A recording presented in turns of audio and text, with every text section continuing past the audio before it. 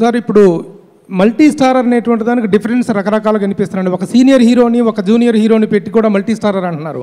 But the real definition for a multi starrer is 2 contemporary heroes of equal age and equal stature చేసినప్పుడు అది correct multi స్టారర్కి ఆ define బాక్స్లో SIT అవుతుందండి. This is the correct definition, correct sitting. But sharing the scenes, sharing the equal prominence is also very important. Our point of view, what is the conflict you are going to face, how you are going to handle and tackle it?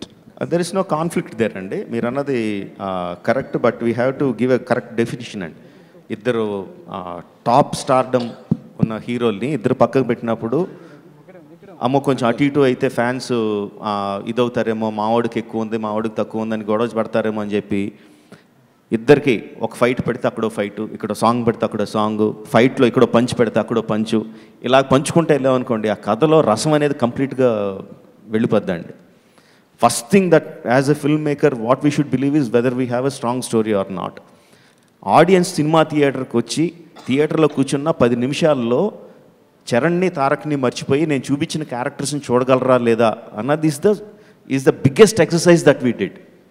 మాకు ఆ confidence వచ్చి ఇద్దరు introduction సీన్లు అయ్యి 10 నిమిషాలు ఒక సినిమాలోకి వెళ్ళిన తర్వాత కంప్లీట్గా వాళ్ళని మర్చిపోయి మేము చూపిస్తున్న క్యారెక్టర్స్ని నమ్మే సీన్స్ మన దగ్గర ఉంది, అంత strong screenplay and story మన దగ్గర ఉంది అని నమ్మిన తర్వాతే we started going ahead and అది నేను చాలా స్ట్రాంగ్గా నమ్ముతానండి. అండ్ బ్యాలెన్స్ ఉండాలండి. బ్యాలెన్స్ ఎక్కడ ఉండాలండి? నేను ఇందాక అన్నట్టు ఒక ఫైట్ ఒక సాంగ్ కాదు. ఆడియన్స్ని మనసుకి వాళ్ళ హత్తుకుని లెవెల్స్లో బ్యాలెన్స్ ఉండాలండి. ఒకళ్ళ మీద ఎక్కువ ఇష్టపడి ఒకళ్ళు తక్కువ ఇష్టపడేటట్టు చేస్తే that is a unbalance story. I don't think I have an unbalance story అండి. సినిమా కంప్లీట్ అయ్యేసరికి ఆడియన్స్కి కొమరం భీం పాత్రలో తారక్ ఎంత నచ్చుతాడో అల్లూరి సీతారామరాజు పాత్రలో చరణ్ కూడా ఈక్వల్గా నచ్చుతాడండి. ఇద్దరి మీద ఆడియన్స్కి సమానమైన ఎంపతి ఉంటుంది. దాంట్లో నేను సరి సమానమైన బ్యాలెన్స్ వచ్చేటట్టు జాగ్రత్త తీసుకున్నాను. ఈ వీడియో మీకు నచ్చినట్లయితే లైక్ చేయండి, షేర్ చేయండి. ఇలాంటి మరిన్ని సరికొత్త సినిమా వీడియోల కోసం ఛానల్ని సబ్స్క్రైబ్ చేయండి.